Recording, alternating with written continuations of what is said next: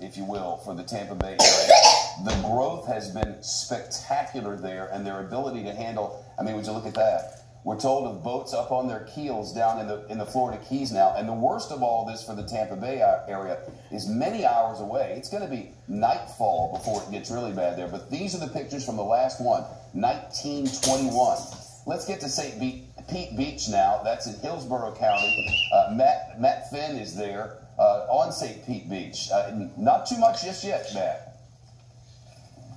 No, Shepard, the wind and the rain is picking up. This is Gulf Boulevard behind us. It's kind of the drag of St. Pete, where all the restaurants and hotels are. And as you can see, it is a complete ghost town. No humans in sight except for a random person here and there on a sidewalk or some business owners who decided to say, you know, there's been some just devastating and very saddening news for the Tampa Bay area in the past day, because originally Irma was expected to land on the southern portion of Florida and then perhaps veer east up the East Coast. So a lot of attention paid to the East Coast, but now it is headed west as we've been reporting. The governor here is saying there could be a storm surge of 13 feet. Tampa Bay's own fire chief telling us that this is the strongest storm to hit this area in a generation, and it really could be catastrophic.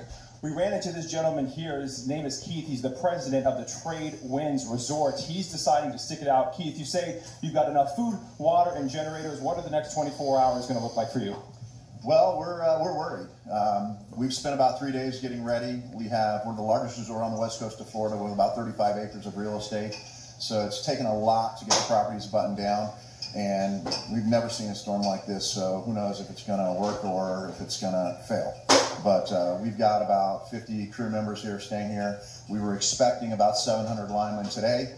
My guess is with the weather the way it is, they're probably not going to make it until after the storm. So hopefully they'll get here, and as things get rolling, when the storm passes, we can get back up and hopefully running. We'll see. This entire area is basically a ghost town. When did you start seeing people evacuate? There is a mandatory evacuation here. Yeah, the mandatory evacuation's been going on now for a couple of days, and I would say it was probably half full yesterday, and today I've been able to count maybe 15 or 20 cars on the road, and we haven't really seen any residents in the area. They may be bunkered in their houses, but certainly not out and about. Thank you, Keith. We wish you well. Shepard, back to you. At Finn, St. Pete Beach. Let's go across the way into Hollywood, Florida.